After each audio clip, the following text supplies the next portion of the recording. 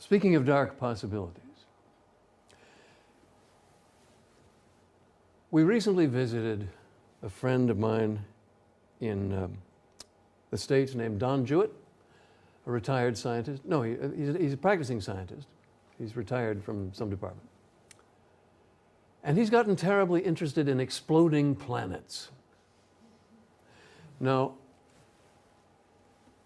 he's a proponent of the Fred Hoyle theory of steady-state universe, and the Fred Hoyle theory of the steady-state universe included exploding planets.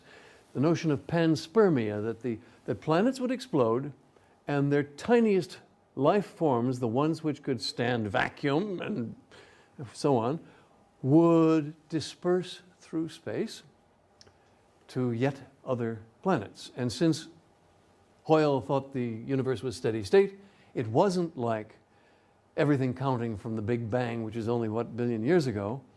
It's been going on ever so long, and therefore life only had to start in one place to get to here eventually.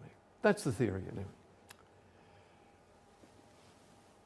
More recently, there's an astronomer named Tom Van Flandern, you might like his website, who is a serious peer-review published type of astronomer, but also very much interested in exploding planets. And he claims that, I believe, 3 planets have exploded in the solar system, giving us the asteroid belt and a lot of the dangerous things that fly past us now and then, like Shoemaker-Levy. So the question is, what might be the mechanism of exploding planets? A couple of years ago, there was a cover story in New Scientist about saying that maybe we have nuclear something or other inside the planet, but it was quite vague. And I came up with a hypothesis, once again, a hypothesis that is kind of interesting and kind of alarming. So here we are at the Earth. That is the representation of a cross-section of the Earth.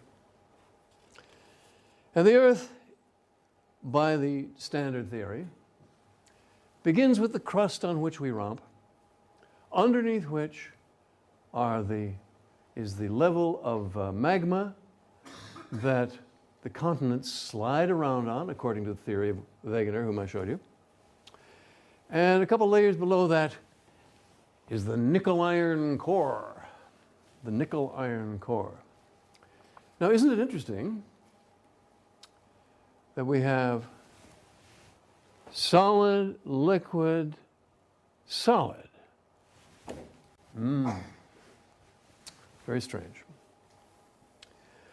Now let's turn to another topic. There was, just after Wegener proposed moving continents, there was Hilgenberg. And Hilgenberg said, no, wait a minute. They're not sliding around. Just look. Look at how the continental shelves fit together. The continents aren't moving. The Earth is expanding. And all the mountains and so on are stretch marks. Now, this has been taken as generally nonsensical, although there's a cabal of people on the internet who make these nice maps. There's some very nice maps that look awfully plausible, but come on, how could the Earth expand?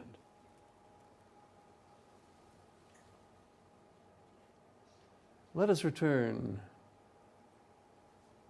to the nickel-iron core.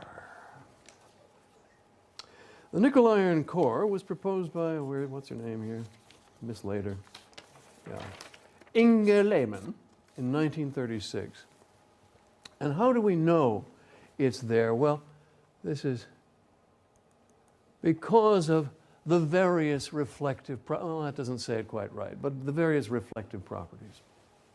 So essentially there's an acoustic reflection from the surface of the nickel iron core.